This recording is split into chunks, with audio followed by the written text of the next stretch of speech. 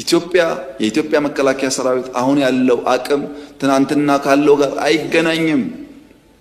ግጭት ካለ ኪሳራው ጥፋቱ ብዙ ነው እና እባካችሁን በየትኛውም ቦታ ያላችሁ ሊቀመንበር ካልሆናችሁ ዓለም የለ ይመስላችሁ እናንተ ሊቀመንበር የሚል ማድረግ እንሰጣችኋለን፣ ግን ሰላማችሁ ስጡን።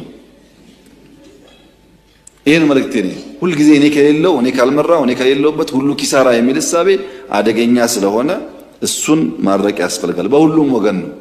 በሁሉም ወገን ትግራይ ብቻ አይደለም፣ ኦሮሚያም ይሰራል። ይሄ እኔ ታግያለሁ፣ እኔ 40 ዓመት ቆይቻለሁ፣ 50 ዓመት ቆይቻለሁ፣ እኔ ያለው የሚሉ ሰዎች ኦሮሚያ ውስጥም አሉ። እውነት ነው፣ ታግለዋል፣ አይካድም።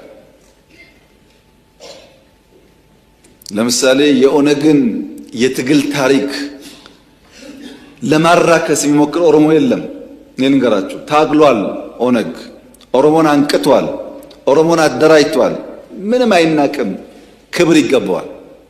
ነገር ግን አሁን ያለው ዘመን አሁን ያለው የሊደርሺፕ አፕሮች ያኔ ከምናውቀው ጋር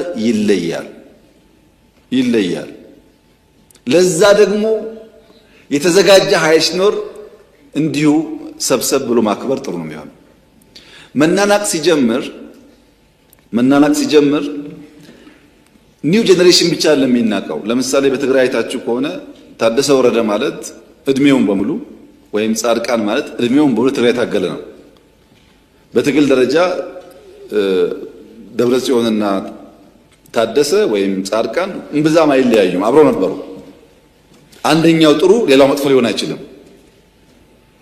ግን እየወደቅ ስትሄድ ልክ እንደ ውሃ ነው። እየወረቅ ስትሄድ መሽተት ትጀምራለህ።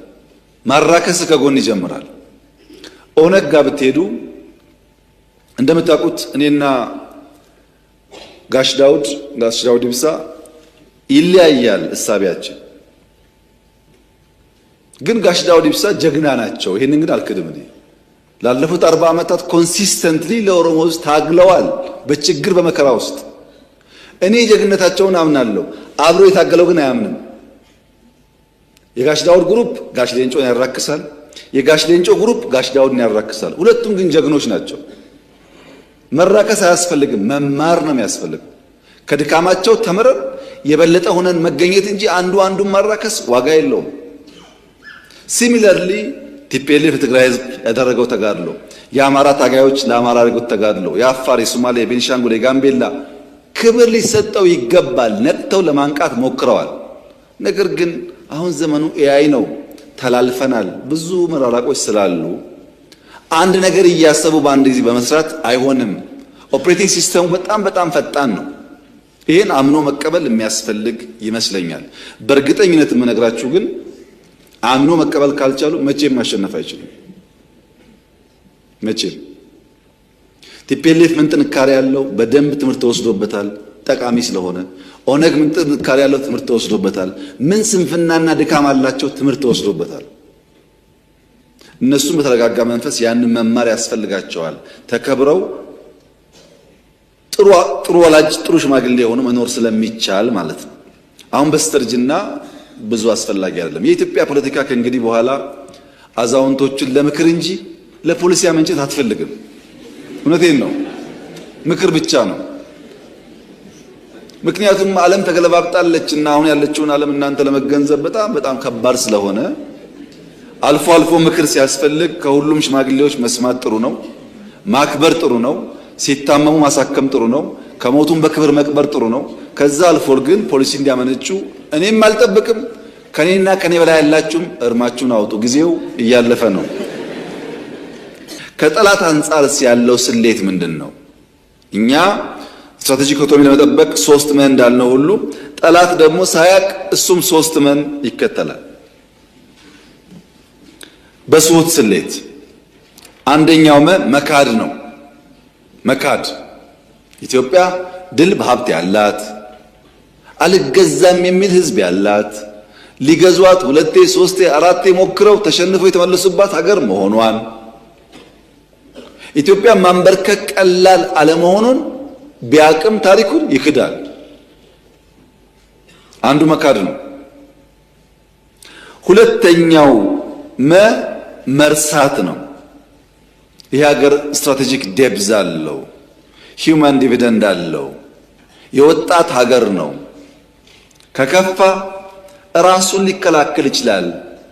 አቀማመጡም ተቋማዊ ልምምዱን ቀላል አይደለም የሚለውን መርሳት ደግሟል። ስለኛ ሲያስታውሱ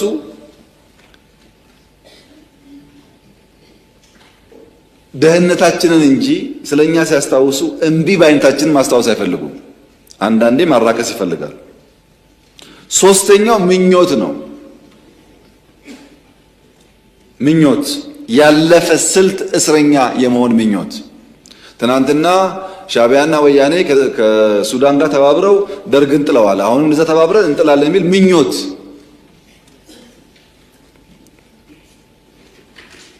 እንኳን ሻዕቢያና ወያኔና ሱዳን ሌላም ቢጨመር በኢትዮጵያ ሉዓላዊነት ቅንጣት ታክል ስጋት የለም። ቅንጣት ታክል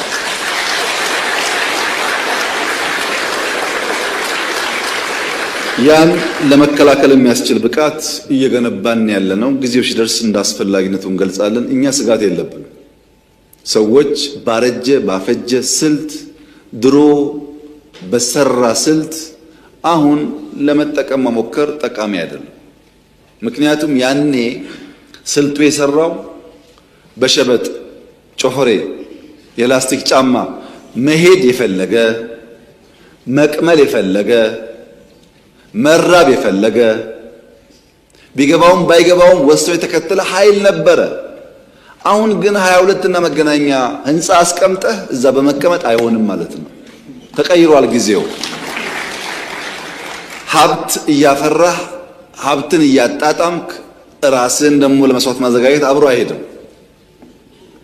አይሄድም። አልፎበታልና ይሄ ምኞትም አይጠቅምም። ቅድም ብየዋለሁ፣ አሁን ደግሜ መናገር የምፈልገው የሚያስፈልገን ሰላም ነው፣ የሚያስፈልገን ትብብር ነው፣ የሚያስፈልገን አብረን መስራት ነው። የሚያጓጉ ነገሮች አሉ። ትግራይ ጦርነት እንዲፈጠር ሰፊ ፍላጎት አለ። እምቢ ያልንበት ምክንያት ትርፍ የለውም ብለን አሁንም ለሰላም በራችን ክፍት ነው፣ ለንግግር በራችን ክፍት ነው። መወያየት የምንፈልገው ሰላም ማምጣት የምንፈልገው በእኛ በኩል ትተን ተጎርተን ለትግራይ ሰላም ከመጣ ፍላጎታችን እሱ ነው። ግን አንድ ነገር ማወቅ አለባችሁ።